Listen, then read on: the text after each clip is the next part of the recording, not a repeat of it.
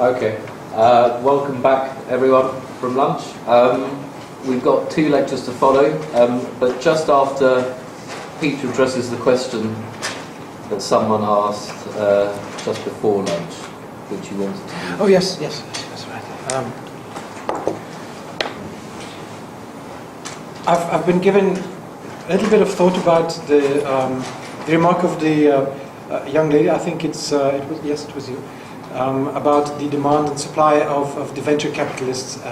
In an interest rate model like this one, demand-supply considerations for goods are not central. They are central, though, in the real bills model. The real bills model is very much alike, very similar, but it's not. It was presented by Rudy, and of course, in a limited space of time, you cannot go into and cover everything. But demand-supply considerations would come into play with the real bill system, which is an international trade system, if you like. It replaces international trade, and not only international trade, starts locally, but if you have capitalists, or no, I should use another word, if you have market makers, which in the real bills model would be called not acceptance houses, but discount houses. Let's call the specialist there a discount house, who would trade in the middle, buys at the low price and sells at the high price. Internationally, these bills, short-term credit we may call it, but obviously this is a second source of credit, which is consumption. Consumption being demand and supply considerations. The specialist will have a vast array. He's got a network all over the world to do his arbitrage, equalizing the discount rate, not the interest rate, discount rate. Obviously, we don't have much time to go into this because the next lectures.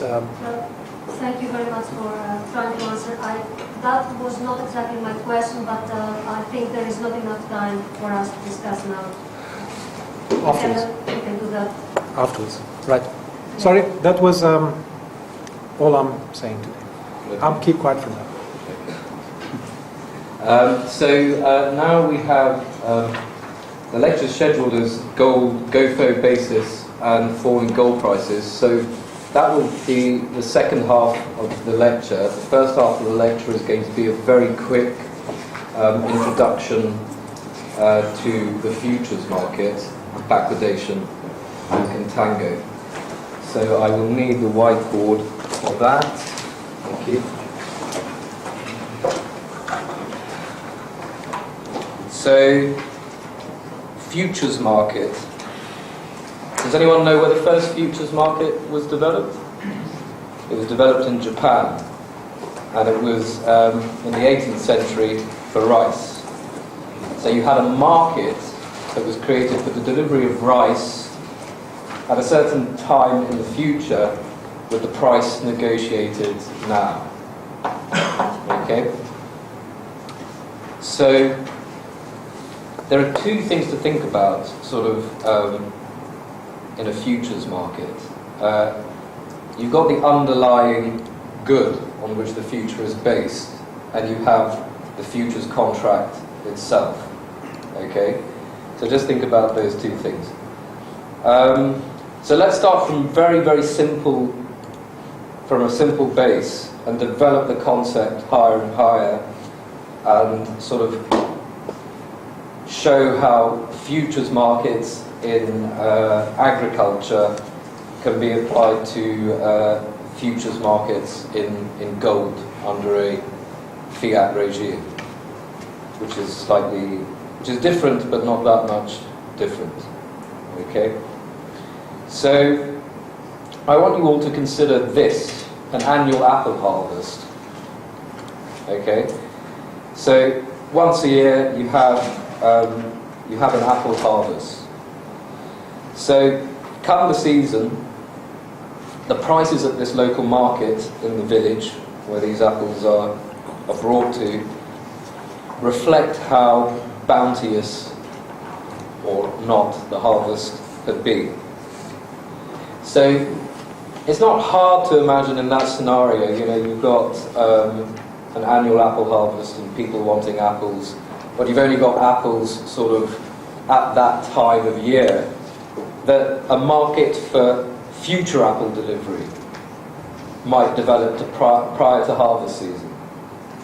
Okay, so speculation on the price of apples when it comes to actual delivery of the harvest, as it were. Okay, so for example, the last harvest might have brought an average price of, I don't know, £1 a kilogram, and it's expected that the next harvest is going to be much better, and that prices are going to be lower.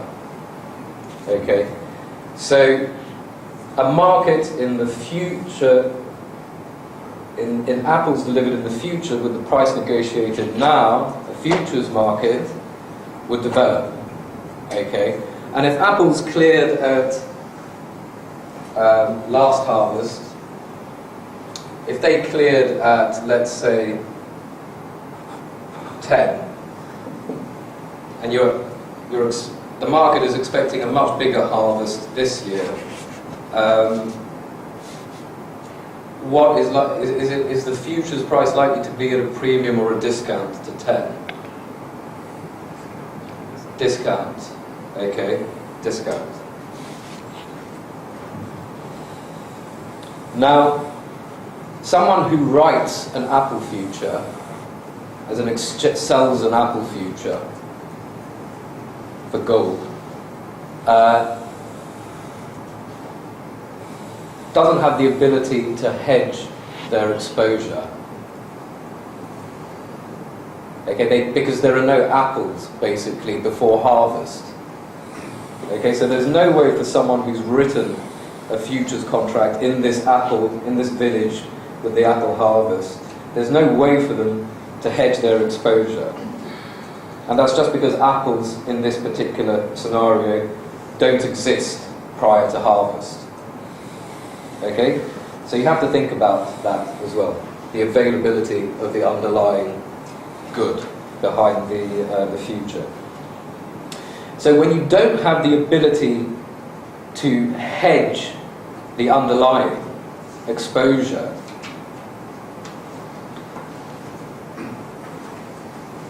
the price of the futures contract represents the price that's actually expected at that time. Okay? But this is a very peculiar case of futures markets. Very, very peculiar. Why? Because in most cases you do have access to the underlying. Okay? But many people, many financial analysts still make the confusion that the future price of whatever they're looking at is what the market expects the price to be at that time. And that's wrong. That's only applicable in the most contrived situation, which is an example of which I've just given here. Okay? Okay. So, no hedging, no underlying access to the good implies no hedging. Sorry, implies that the futures price, is equal to the expected price.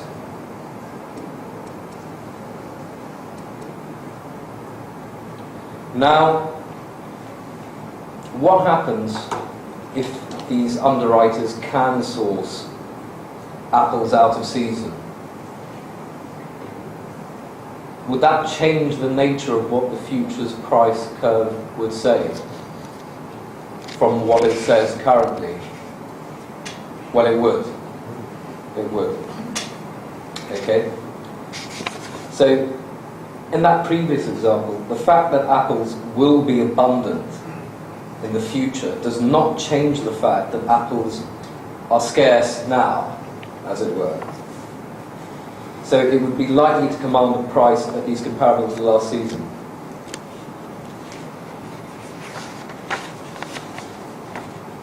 So someone who's got apples out of season somehow can benefit from this situation.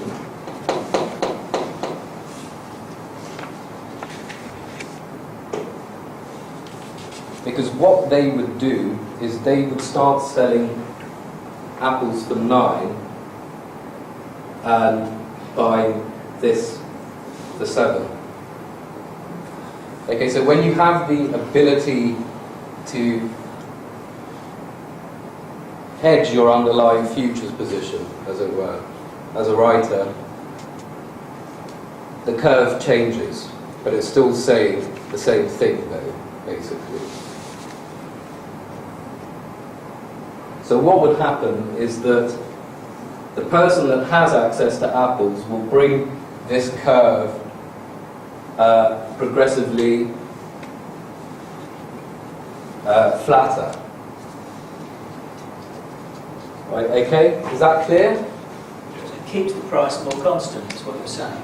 It keeps the price of the futures contract more constant. It's going to be less volatility. Well, no. All I'm saying is that because he has access to apples that no one else does, and no one else does, he's the only one that can basically sell up here and buy here.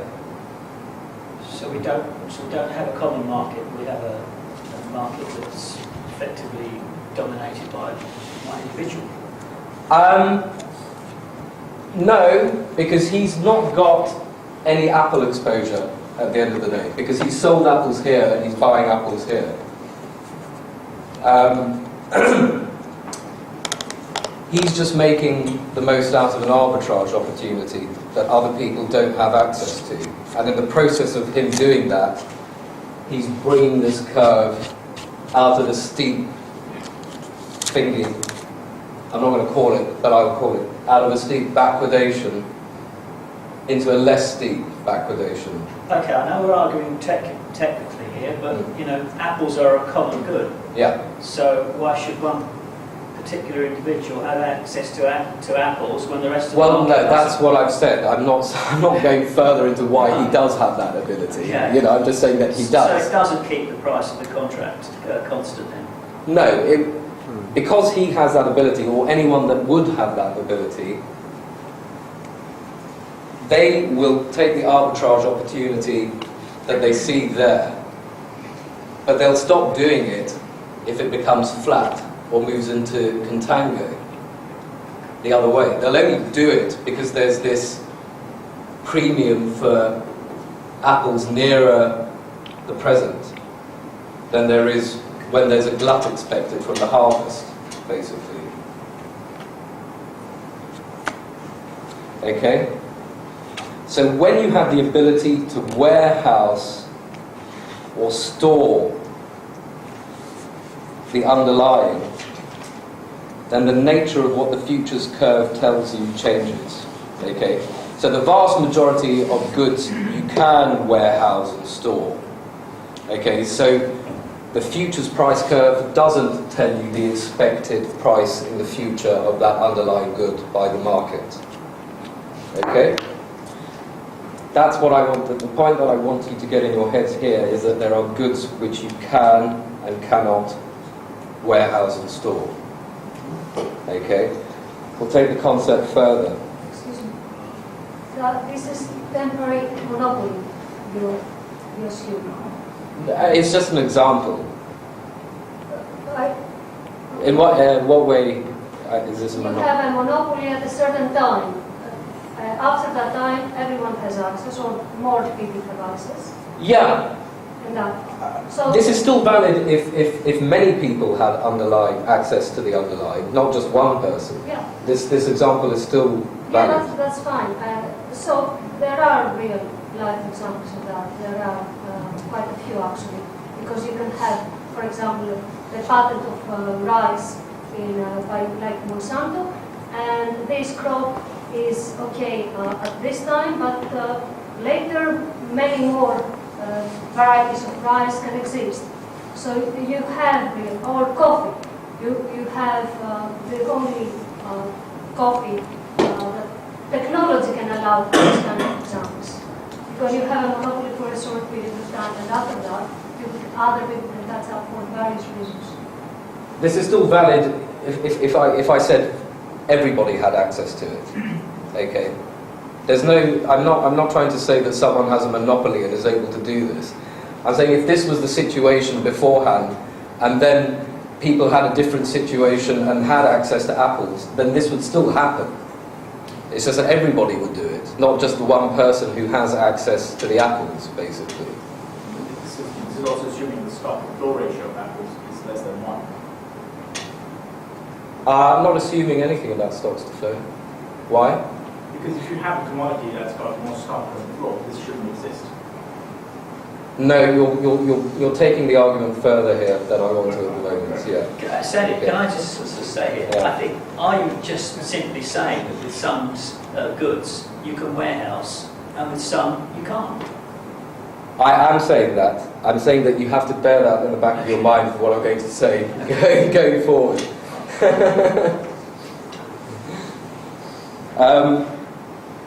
With coffee, if I write a coffee future, for December delivery, I have access to cash coffee in the interim. It's not like I'm writing a coffee future without access to cash coffee. But in this example that I'm giving here, I'm writing an apple future to begin with without access to apples. Okay. Okay. You can do that with coffee, but yes, I understand what you mean. Yes. Okay? Yeah. So for example, things which you can warehouse and things which you can't warehouse. Euro-dollar contracts, VIX contracts cannot be warehoused. They are unwarehousable. Okay? So what does that mean? That means that a future price for VIX does actually give the market's expected volatility at that time. Okay? And this is, I'm only talking to people who are in finance here. But if you wondered why a VIX futures actually gives the market's expectation of volatility at that time, it's because you cannot hedge the underlying volatility of the market in the future. There is no object which allows you to do that. It just is what it is when it happens. Okay? Just one quick question. Let me finish. Okay. Now, so euro dollars, VIX. Okay, you can't warehouse these.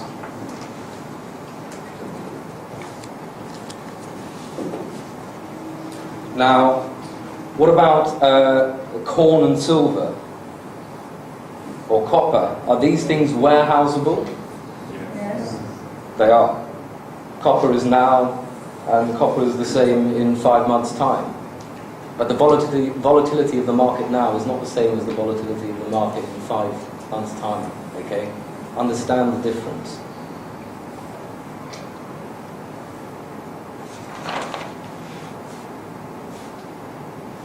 Now we take the concept further. Okay? And we bring it to we have entities.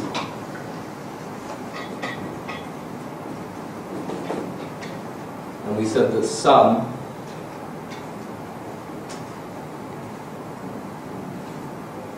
are warehousable.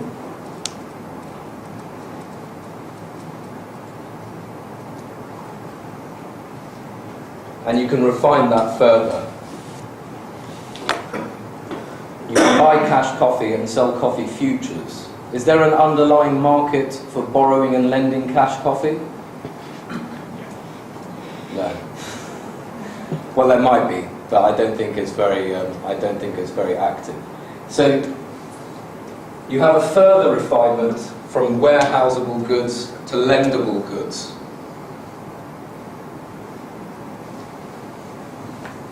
Lendable.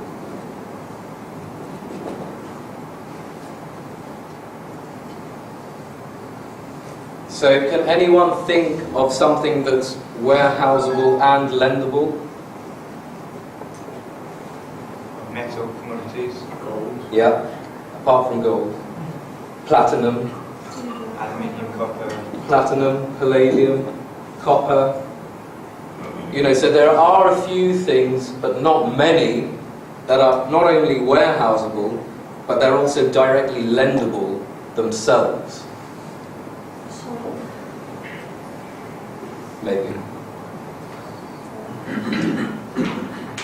So that makes the problem even more settled now. So now we move away from the examples of these commodities to gold. Okay, because gold is not only warehouseable, but it's also lendable. Can I just ask, can you not argue that anything warehouseable is lendable? Theoretically it is, but whether that actually develops or not is another matter. Except, of course, the perishable goods. I'm sorry? It has to do with how perishable it is. I mean, Yeah. you can store strawberries for how long? You can store oil. Yeah. I don't know whether there's an underlying borrowing and lending market in oil, cash oil, but you could, Private I think banks, that probably is, yeah. you know. including Morgan Stanley. Big tankers outside the Gulf. So there. So when you've got this refinement of lendability, you have to take it slightly further. Something that's warehouseable and not lendable would be something like, I don't know, frozen concentrated orange juice. Okay? So let's move to gold.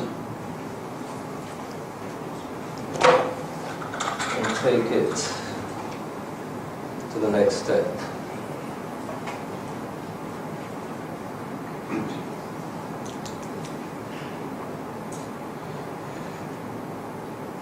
You could say that consumables will be not lendable in the sense that you don't get the same consumables back. You just get some other consumables of the same quality back. Yeah, I'm just trying to develop the concept here. I mean, you can all find your own ideas to fit the concept, you know, but the concept is the important thing. Yeah. Okay. If you have gold, you buy gold,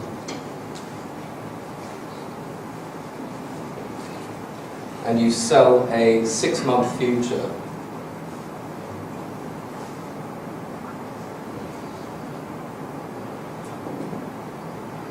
let's say you bought gold at 1,300 and you sold it at 1,350 for 6 months delivery. Bearing in mind that gold is lendable, and I'm talking about the fiat regime here obviously, because a gold futures market doesn't mean anything under an unadulterated gold standard. It only means something in a fiat market. Okay.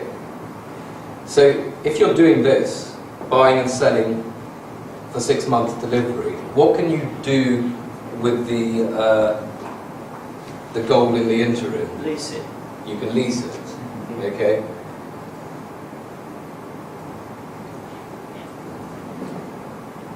And if that, what's the legitimate maximum period of that lease? 9 months and whatever number of days. Yeah. Okay. So you can lend that gold legitimately for less than 6 months. Why? Yeah, because you have to deliver it at the end of 6 months, or you might have to deliver it. Okay. Now, what if the person who holds this contract is not willing to take, or doesn't want to take hold of the gold, but wants to hold the next contract that you write? Think, oh, jolly good, I can do this again. You know, And what if you have an inkling that they'll never want to take hold of the gold, but just hold the gold futures? What would you be tempted to do with the length of the lease here? Extend. Extend. Yeah, for as long as possible. Because you know that the underlying holder of this future is not going to want to take hold of the gold. Or Ever. don't allow him. Yeah, that He's comes bad. later on. But before that, you know, it's easier to hold the gold future than it is to hold cash gold. You only have to put up 3% margin or whatever it is, and you've got the rest on credit. If you buy cash gold, you have to pay for it up front 100% in cash. So there are many, and if you look at the spread on gold futures versus the spread on cash gold, it's much narrower. Okay, that shows that this is a really artificial, contrived market. There is no way that a gold future should have a narrower spread than cash gold itself. And that shows how much the market makers and the banks are involved in keeping that market together, basically, because it would never be in that state were it not for them holding the market there. Okay? So the temptation is basically, if you know that you're never going to get the person holding this contract to want to take delivery, is to extend this lease for as long as possible, because you get more income for longer leases. Can I ask a question? Mm. It's a basic one. Just explain to me why somebody would want to take the lease on gold. Good question. Not many people would. It's only sort of hedge funds, stupid hedge funds, you know, who want to borrow gold as funding, and miners who want to hedge their production in this environment, and the odd jeweler in India, although not much at the moment. Would a central bank want to take a lease on gold? Would they want to borrow gold? Yes. It would be unusual. I mean, unless they had some kind of gold liability themselves. Unless they didn't have the gold in the first place and needed to show them to have access to it. Oh yeah, you could borrow the gold for 6 months and then give it back, sort of. Yes, you could do that. For lower interest rate. Yeah. Lower interest cost. Yeah. But that would be you'd be pretty desperate to be doing that kind of thing. Sort of if you want to show that you have a gold balance, because you said you had one but you don't. You know, that would be very desperate, very near the end. We may see some desperate things though, right? Yeah, we might. No doubt about that. No doubt about that. So if there are very few people who would lease the gold, then you do not really need, you can just sell it.